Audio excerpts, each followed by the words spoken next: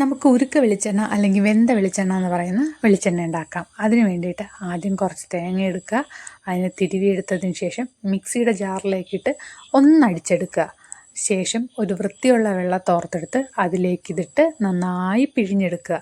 അപ്പോൾ നമുക്ക് ഏകദേശം ഇത്രത്തോളം തേങ്ങാപ്പാൽ കിട്ടിയിട്ടുണ്ട്. ഇനി വേണ്ടത് നമ്മൾ ഇതിനെ നന്നായിട്ട് കുറുക്കിയെടുക്കുമ്പോഴാണ് നമുക്ക് എണ്ണ കിട്ടുന്നത്. അതിനുവേണ്ടി അടുപ്പത്തേക്ക് ഒരു ഉരുളി വയ്ക്കുക.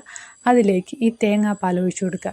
കഴിവതും വലിയ ഉരുളി എടുക്കാൻ ശ്രമിക്കുക. എൻ്റെ കയ്യിൽ ഇപ്പോൾ ഉള്ളത് അത്ര വലിയ ഉരുളിയല്ല. കാരണം ഇത് തിളയ്ക്കാൻ തുടങ്ങുമ്പോൾ ഇത് പൊട്ടി പുറത്തേക്ക് വീഴാതിരിക്കാനും നമ്മുടെ ദേഹത്ത് വീഴാതിരിക്കാനും വലിയ ഉരുളിയാണ് നല്ലത്.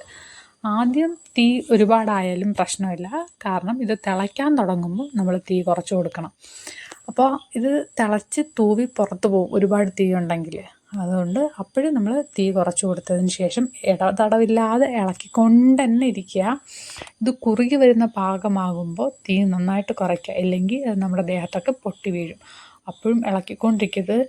നന്നായിട്ട് കുറുക്കും തോറും ആദ്യമൊക്കെ പൊട്ടി വീഴും. അത് കഴിഞ്ഞ് നന്നായിട്ട് അത് മൂത്ത് വരണ സമയത്ത് കുട്ടികളുടെ തലയിൽ തേക്കാനാണെങ്കിൽ നമുക്ക് ഈ സമയത്ത് ഇതിലേക്ക് കറിവേപ്പില ഇട്ട് കൊടുക്കാം. അല്ല ദേഹത്ത് തേക്കാനാണെങ്കിൽ മഞ്ഞളോ കുങ്കുമപ്പൂ ഉണ്ടെങ്കിൽ കുങ്കുമപ്പൂവൊക്കെ ഇട്ട് കൊടുക്കാം. കുട്ടികൾക്ക് ഉപയോഗിക്കാൻ ഏറ്റവും നല്ല വെളിച്ചെണ്ണ ഇതാണ്.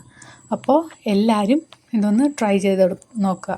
കുറച്ചധികം പണിയുണ്ട്. അത് നല്ല സമയമെടുത്ത് ചെയ്യേണ്ട കാര്യമാണ്. ക്ഷമ വേണം.